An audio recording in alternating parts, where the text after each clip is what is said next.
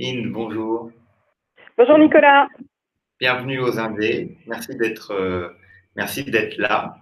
Euh, on sera jeudi lorsque tout le monde verra cela.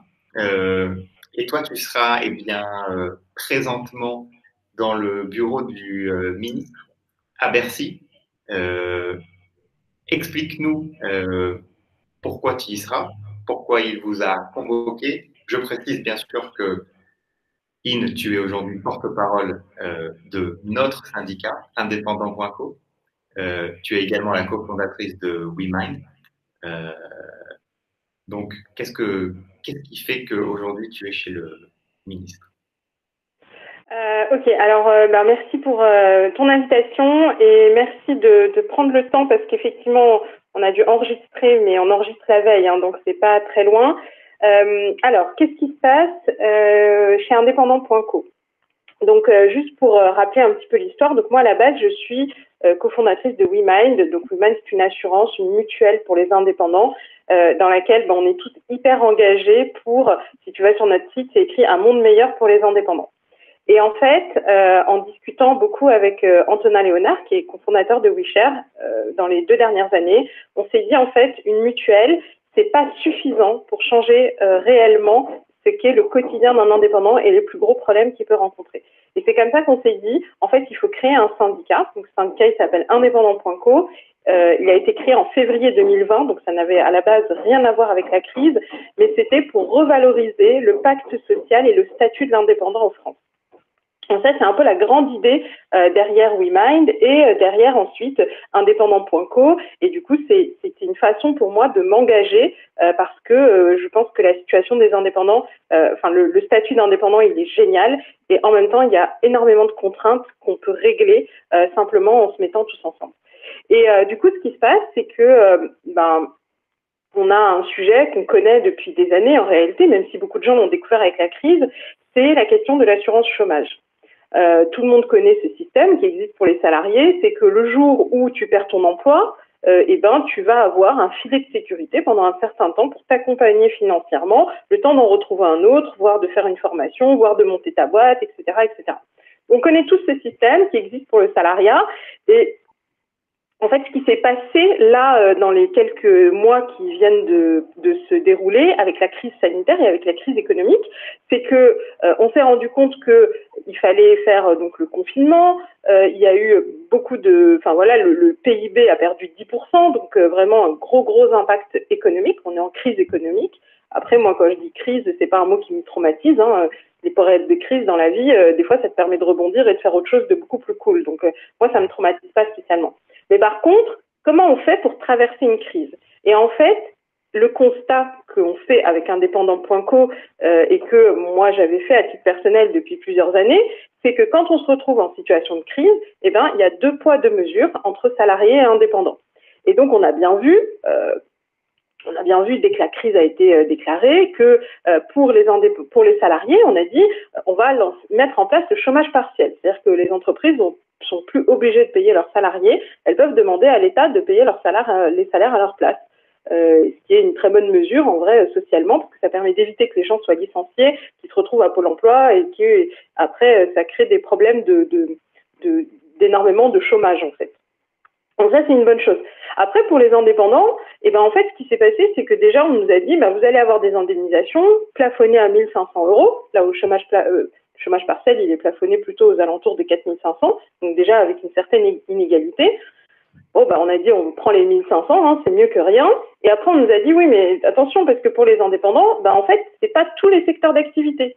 C'est que la restauration, l'hôtellerie, l'événementiel et la culture, le sport, parce que c'est des métiers qui sont hyper visibles. Et en fait, il y a beaucoup d'indépendants, parce qu'en France, il y a 3 millions d'indépendants, beaucoup d'indépendants qui sont dans des métiers qui ne sont pas visibles. Quand tu es, on va dire, je sais pas moi, quand tu es freelance, quand tu es consultant, quand tu es coiffeuse à domicile, quand tu es... Voilà, plein de métiers d'indépendants ne sont pas des métiers qui ont une boutique et qu'on voit dans la rue, qui ont fait l'objet d'une fermeture administrative. Et donc déjà, quand le confinement a été mis en place, déjà au mois de mars, on a eu beaucoup de difficultés à faire entendre au gouvernement que la crise touchait tous les indépendants. Ils ont fini par accepter finalement d'élargir le fonds de solidarité à tout le monde, et ça c'était au mois de mars, avril, mai, juin. tout le monde a pu bénéficier du fonds de solidarité, du moins tous ceux qui en ont fait la demande, sur la base des revenus du 2019, ils ont pu bénéficier de ça. Et en fait, là, ce qui se passe, c'est que depuis le mois de juin, on nous laisse entendre que c'est fini. Donc, le fonds de solidarité, c'est terminé et qu'il n'y a que, globalement, l'hôtellerie, la restauration, la culture et l'événementiel qui pourront continuer à en bénéficier jusqu'à la fin de l'année. Et donc, chez Indépendant.co, depuis le début de la crise, on soutient tous les indépendants, parce que c'est une question de statut et pas une question de secteur d'activité et de chiffre d'affaires. Et donc, on a fait beaucoup de choses. Alors, en mars, on avait fait une pétition, on a fait des interventions dans les médias, on a fait des tribunes, on a mobilisé les députés à l'Assemblée nationale, 120 députés qui nous ont soutenus. On a mobilisé l'écosystème du freelancing, toutes les plateformes de freelancing qui nous ont soutenus. On est allé voir le gouvernement, on a fait pas mal de bruit dans les dernières semaines. Un peu même moi au détriment de mon activité professionnelle parce que vu le contexte de crise, je passe aujourd'hui 80% de mon temps sur Indépendant.co et donc ça a permis à ce sujet en fait de vraiment devenir d'être visible dans les médias et d'être visible auprès du gouvernement. Donc les discussions qu'on a entamées avec le gouvernement sur la question de la prolongation du fonds de solidarité, là elles durent depuis quelques semaines et donc on est reçu demain à Bercy, donc en fait à l'heure pour le coup, c'est en ce moment, mais enfin, comme là, on enregistre à l'avance, je ne sais pas encore le résultat, et donc on est reçu par le ministre. Le contexte de ce rendez-vous, c'est que moi, je ne sais pas ce qu'il va nous annoncer. Soit il va nous annoncer, on va bricoler un peu le fonds de solidarité, modifier un peu les listes des gens qui ont accès, soit il va nous dire, il nous l'ouvre à tous. Et donc, moi, c'est très simple, soit il est ouvert à tous, soit c'est pas acceptable. Donc c'est que ces deux dimensions-là. Donc nous, on a une ligne de conduite qui est vraiment très claire et très simple à comprendre. C'est qu'aujourd'hui, quand le PIB fait moins 10%, on a des freelances qui font moins 70, moins 80% de chiffre d'affaires, qui sont dans des difficultés financières très importantes. Et donc ça, c'est pas acceptable que on ait un plan de relance, que ce plan de relance, en fait, il soit financé par tout le monde, puisque c'est de la dette que fait l'État. Il est financé aussi bien par les salariés que les indépendants et les entreprises. Mais par contre, on a des discriminations sectorielles pour y accéder. Donc voilà un petit peu, je ne sais pas si c'était, ça c'était pas trop long, mais voilà un petit peu le contexte qui est vraiment très immédiat de ce rendez-vous à Bercy et du coup des enjeux qu'il y a derrière ce rendez-vous. Mais pour moi, en réalité, ce qu'on attend du ministre, c'est vraiment très simple. Donc, soit il va nous dire ce qu'on veut entendre, soit on va être dans une situation compliquée. Oui, bien sûr. Ok. C'est très clair. Donc, juste du coup, pour préciser, parce que comme on est, pour toutes les personnes qui sont connectées, on a un groupe Facebook, indépendant.co, communauté indépendant.co et un site internet avec la newsletter. Et donc, pour savoir qu'a donné ce rendez-vous, il faut être sur le groupe Facebook. De toute façon, dès qu'on sera sorti du rendez-vous, je vais poster pour dire ce qui s'est passé. Voilà, j'allais effectivement te demander comment on peut essayer d'être au courant aujourd'hui de vos actions, comment on peut vous suivre, vous soutenir, relayer un petit peu tout ce que vous faites. Je sais que c'est le cas pour moi et pour les personnes qui m'entourent. Je vois au quotidien tout ce que vous faites, tout ce que vous relayez et c'est très actif. Vous êtes très actif et je sais qu'il y a une équipe derrière toi. Voilà, donc il y a un groupe Facebook, effectivement. Il y a une newsletter aussi que vous nous envoyez très régulièrement.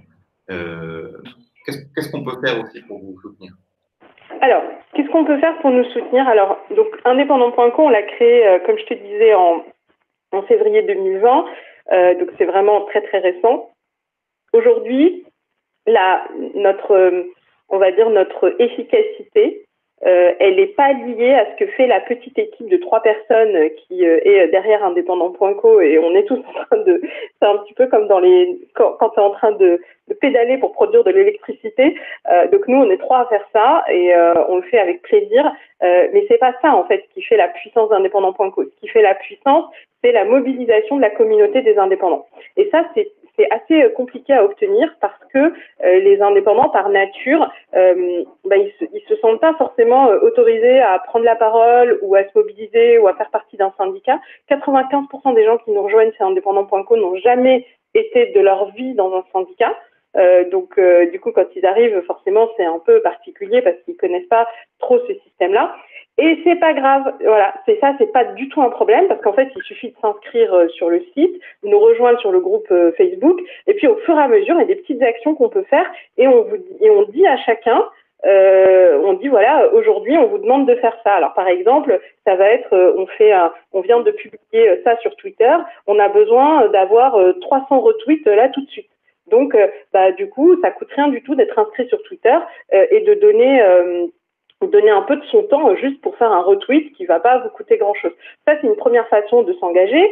La deuxième façon, c'est de contribuer. Alors, on a beaucoup de bénévoles, de gens qui contribuent, qui donnent de leur temps, notamment pour gérer notre hotline. Donc, la hotline, ça permet d'aider des indépendants en difficulté. C'est un service qui est gratuit. Et du coup, il est gratuit notamment parce qu'il est assuré par des bénévoles. Et donc, il y a des personnes qui peuvent comme ça s'engager, prendre sur leur temps pour aider d'autres bénévoles. On peut, pour aider d'autres indépendants en difficulté, on peut participer financièrement en payant une cotisation.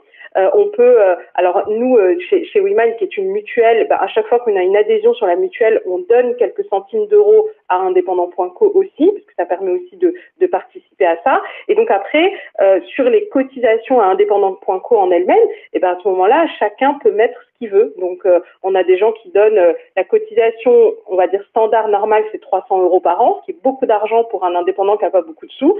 Donc si on veut, on peut donner que 200 euros, on donne que 200 euros. Si on peut donner que 100, on donne 100. Et si on peut donner que, je sais pas moi, 10 euros, on donne que 10 euros, quoi. C'est pas très grave.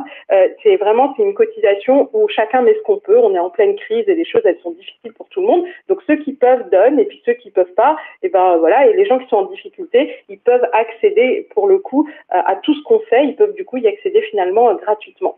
Et c'est vraiment l'objectif de ce syndicat, c'était d'être au maximum inclusif et donc de ne pas avoir de barrière de l'argent. Donc par exemple, on peut être bénévole et donner de son temps, et ça ne coûte rien. Ou alors on peut, si on peut pas donner ni de son temps ni de son argent, on peut juste utiliser Twitter, se tenir informé, échanger avec les autres, et même ça, c'est déjà quelque chose. Donc il y a plusieurs niveaux d'engagement dans indépendant.co, et à chacun de trouver le sien qui lui correspond. Exactement. Ok, ça me paraît très complet. Le New Deal.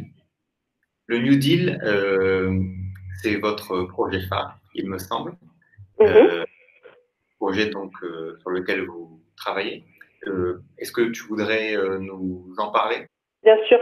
Alors, le New Deal, en fait, c'est une idée qu'on avait avant la crise, mais du coup, la crise, en fait, renforce le besoin de ce New Deal parce que maintenant, on a même des journalistes qui nous contactent et qui disent est-ce que vous ne pensez pas qu'il faudrait changer un peu les choses pour les indépendants? Donc nous, on le pensait avant la crise, mais maintenant, ça permet que beaucoup plus de gens pensent ça. Donc, le New Deal, en fait, c'est l'idée qu'en fait, le statut de l'indépendant en France et les protections qui sont attachées à ce statut, ce sont des protections d'un autre siècle. Alors, pour comprendre ça, il faut juste faire un peu d'histoire et retourner en arrière. Quand vous êtes indépendant aujourd'hui, quel que soit le statut, vous bénéficiez d'un modèle social qui a été conçu en 1945. En 1945, ce modèle social était parfaitement adapté parce que la majorité des indépendants en France, c'était déjà des agriculteurs, il y avait aussi des artisans commerçants et un tout petit peu de professions libérales, très très peu. Et donc, le modèle social fait que ces gens-là n'avaient pas besoin ni d'assurance chômage ni d'assurance retraite parce que finalement, ils vivaient dans leur ferme, ils avaient assez peu de dépendance économique par rapport à d'autres acteurs et finalement, chacun se débrouillait un peu tout seul. Et donc, l'objectif majeur de toute cette population-là était d'échapper aux cotisations sociales. Parce que payer des cotisations sociales, ça voudrait dire mettre ça dans un grand pot commun avec les salariés et les indépendants. À l'époque, ils voulaient pas de ça, tout simplement. Parce que déjà, ils étaient plus nombreux que les salariés. Ça voudrait dire qu'ils auraient dû payer pour les salariés. Bon, après, il y a plein de gens qui ont un jugement moral, qui trouvent que c'est pas bien, qu'ils n'ont pas joué le jeu, etc. Bon, moi, ça m'intéresse pas trop comme débat. La question, c'est dans quelle situation on est aujourd'hui. La situation dans laquelle on est aujourd'hui, c'est que les indépendants sont majoritairement dans les services, ils vivent en milieu urbain, qu'ils n'ont pas une ferme où ils peuvent cultiver des patates et avoir des poules pour se nourrir quand il y a une crise économique. Donc aujourd'hui, ils sont dans les services, ils sont dépendants économiquement des autres acteurs. En fait, l'économie, elle est beaucoup plus intégrée, donc les acteurs sont beaucoup plus dépendants les uns des autres. Donc, par exemple, un freelance qui travaille dans l'informatique chez Air France, il est dépendant de la santé d'Air France, par exemple. Quelqu'un qui travaille dans l'événementiel va être dépendant des entreprises de l'événementiel, etc., etc. On est tous dépendants les uns des autres, et donc ça n'existe pas quelqu'un qui peut à part bien sûr ceux qui vivent, qui sont vraiment des agriculteurs aujourd'hui, qui sont autosuffisants, mais c'est pas du tout la majorité des gens. Et donc on a besoin d'avoir une protection sociale aujourd'hui pour les indépendants qui est adaptée à notre période actuelle. Donc, une fois qu'on a fait ce constat-là, c'est qu'est-ce qu'il faut mettre en place. Et donc là, il faut travailler. Parce que je peux pas, moi, décider. Moi, j'ai des idées, mais après tout, c'est que des idées. J'ai déjà fait des interviews. Si vous allez sur notre fil Twitter ou sur mon fil Twitter, vous trouverez des interviews où j'explique un petit peu quelques idées, mais c'est que des idées. La question aujourd'hui, c'est qu'est-ce que les indépendants veulent. Et du coup, pour ça, il faut repartir de la page blanche. Et en fait, en vrai, c'est possible. Il faut juste accepter de faire l'exercice. Il faut que tout le monde reparte de la page blanche. Et il faut qu'on aille présenter au gouvernement les nouvelles règles du jeu qu'on veut pour les indépendants, qui doivent être des règles du jeu adaptées à notre monde actuel et pas adaptées à l'époque de 1945. Donc, une fois qu'on aura fait ça, qu'on aura fait ce travail-là, et c'est un travail de communauté, c'est pas moi je peux avoir des idées, mais la question, c'est qu'est-ce que chaque indépendant aimerait avoir et dans quel système il voudrait être. Et à ce moment-là, on pourra écrire que toute la communauté veut, et c'est ça qu'il faudra ensuite réaliser. Donc c'est ça qu'on appelle le New Deal. C'est un grand projet participatif qui va prendre plus d'1 an avec l'ensemble de la communauté. On va avoir des événements, des séances de travail où tout le monde pourra participer. Et c'est un peu le grand objectif, et c'est pour ça au final qu'on a créé indépendant.co. C'est pas seulement pour gérer la crise actuelle, même si c'est très important bien sûr de gérer la crise actuelle et qu'on obtienne des aides financières pour tout le monde, mais pour pouvoir vraiment changer ce statut, que en fait être indépendant quand il y a une crise, qu'on soit pas plus pénalisé que les autres, que quand on cherche un logement, on soit pas plus pénalisé que les autres. Voilà, il faut impérativement revaloriser ce statut. Je ne vais pas te prendre plus de temps. Est-ce que tu voudrais rajouter quelque chose peut-être? Je voudrais te remercier tous les indépendants, parce que je trouve que c'est un statut qui est formidable, parce que quand on est indépendant, en vrai, on se prend en main et on passe une étape dans la vie qui est importante. Et je trouve que ce que vous faites dans les indés, c'est vraiment formidable, parce que ça permet aux gens de se donner confiance entre eux, et je trouve que c'est très important. Moi, quand je me suis lancée dans l'entrepreneuriat, c'était aussi avec un groupe de gens qui étaient aussi en train de se lancer, et je trouve que c'est très chouette que vous fassiez ça, parce que quand on est indépendant, on plonge un peu dans la solitude, et les bonnes personnes avec qui s'entourer, c'est d'autres indépendants. Parce que malheureusement, s'il y a des gens qui se lancent, une fois que vous devenez indépendant, vos amis salariés ne comprendront pas ce que vous êtes en train de vivre, et c'est normal parce que vous vivez quelque chose que eux n'ont pas vécu. Et donc les gens qui vont pouvoir vous aider à passer ça, c'est d'autres indépendants. Et donc bravo aux indés d'organiser ça. Ok, parfait. Merci beaucoup. Merci Nicolas. Et du coup, bonne suite de conférence. Merci. À bientôt, au revoir, merci. À bientôt.